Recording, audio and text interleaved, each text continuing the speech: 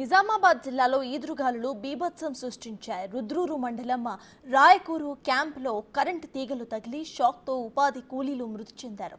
ఇక మరోవైపు రుద్రూరు, కోటగిరి, సాలూరా క్యాంపులో ఈదురుగాలులకు విద్యుత్ స్తంభాలు సైతం నేలకొరిగాయి. రుద్రూరు అంబం రహదారిపై వందల ఏళ్ల నాటి భారీ వృక్షం నేలకూలింది.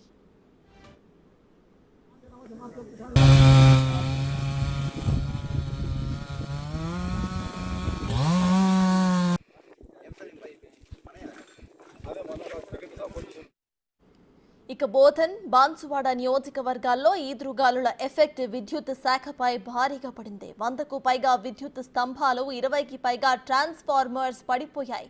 పదుల సంఖ్యలో ఇళ్లపై కప్పులు లేచిపోయాయి.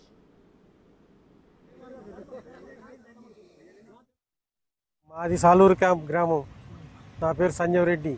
నిన్న సాయంత్రం పెనుగాలులు వచ్చింది 4 గంటలకి. నా 2 స్తంభాలు 3 స్తంభాలు ఇరిగితే ఇంత మటుకు కరెంటు వాళ్ళు వచ్చింది లేదు, చేసింది లేదు. మేము రాత్రల్లా నిద్రాగా వ్యవస్థలను బాధపడ్డాం. ఇంకా ఇన్సులిన్ పేషెంట్లు ఉన్నారు సాలూరు క్యాంపులో, వాళ్ళకి ఫ్రిడ్జుల్లో పెట్టుకోవడానికి కరెంట్ లేదు. చాలా ఇబ్బంది పడ్డాం. దయచేసి వెంటనే వచ్చి మాకు రిపేర్ చేయాలని అధికారులను కోరుతున్నాం. నిన్న సాయంత్రం 3:30 4 అప్పటి వరకు ఏ అధికారి కూడా రాలా. అయితే ఫోన్ చేశారా? మరి చేసాం, వస్తాం అసలు సబ్ స్టేషన్లో వర్క్ ఉందని పోయారు. రాత్రి 7 గంటలకు వచ్చి ఒక లైన్ ఇచ్చిపోయారు. ఇక అంతే. ఆ లైన్లో ఆ 10 ఇళ్ళు కూడా 11 గంటలకు అది కూడా ఫీజు పోయింది. అది కూడా తెలంగాణలోని పలు జిల్లాలకు ఎల్లో అలర్ట్ జారీ అయింది. రేమాల్ తుఫాన్ ప్రభావం ఉంటుందని ఐఎండీ చెబుతోంది. మరి కాసేపట్లో హైదరాబాద్లో వర్షం కురిసే అవకాశం ఉంది. ఉమ్మడి రంగారెడ్డి, మెదక్, నల్గొండ, నిజామాబాద్, మహబూబ్ నగర్, ఆదిలాబాద్, ఖమ్మం జిల్లాలకు వర్ష సూచన చేసింది ఐఎండీ. ఇక ప్రజలు అప్రమత్తంగా ఉండాలని వాతావరణ శాఖ హెచ్చరించింది.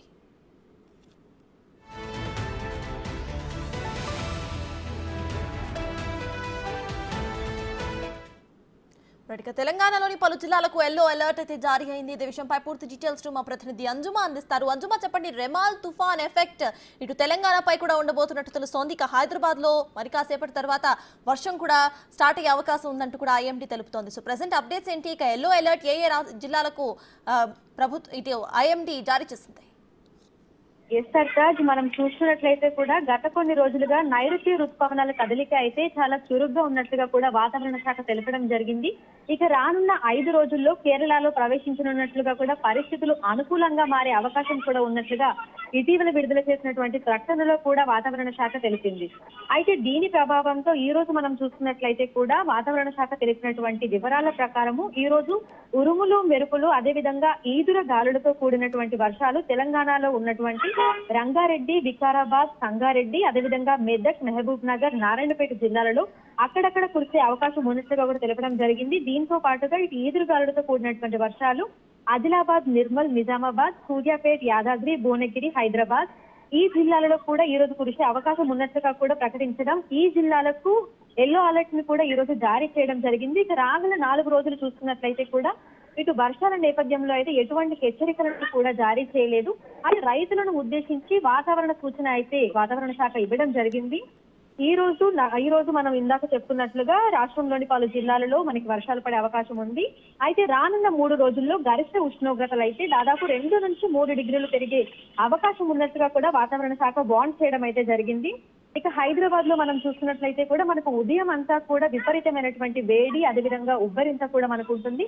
ఇక సాయంత్రం సమయంలో కాస్త చల్లబడినట్టుగా అనిపించినప్పటికీ కూడా ఆ ఉక్కుపోత వాతావరణం అనేది అయితే కొనసాగుతుంది. ఈ నేపథ్యంలోనే ఈ రోజు సాయంత్రం మనం చూస్తున్నట్లయితే కూడా వర్షం పడే అవకాశం ఉంది. అంటే హైదరాబాద్ లోని పలు ప్రాంతాలలో తేలికపాటి జల్లులు అయితే కురిసే అవకాశం ఉన్నట్లుగా, దీంతో పాటుగా అక్కడక్కడ ఉరుములు, మెరుపులు, అదేవిధంగా 30 నుంచి 40 కిలోమీటర్ల వేగంతో ఈదురుగాలులు కూడా వీసేటువంటి అవకాశం ఉన్నట్లుగా కూడా వాతావరణ శాఖ అయితే ప్రకటించడం జరిగింది.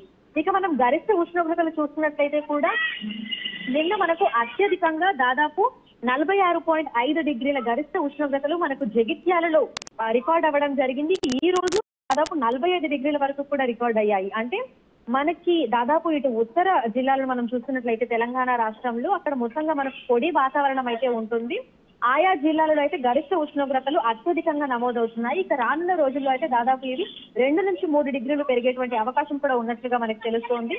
అయితే గతంలో మనకు వాతావరణ శాఖ తెలిపిన విధంగా నైరుతి ఋతుపవనాలు అయితే మనకు చురుగ్గానే కదులుతున్నాయి. ముందుగా కేరళని తాకిన తర్వాత తెలంగాణ రాష్ట్రాన్ని జూన్ 8 అదేవిధంగా 10 తేదీలలో అయితే ఇక్కడికి మనకు వచ్చేటువంటి అవకాశం ఉంది. మనకు మాన్సూన్ సీజన్ స్టార్ట్ అయ్యేటువంటి అవకాశం కూడా ఉన్నట్టుగా కూడా వాతావరణ శాఖ తెలపడం జరిగింది.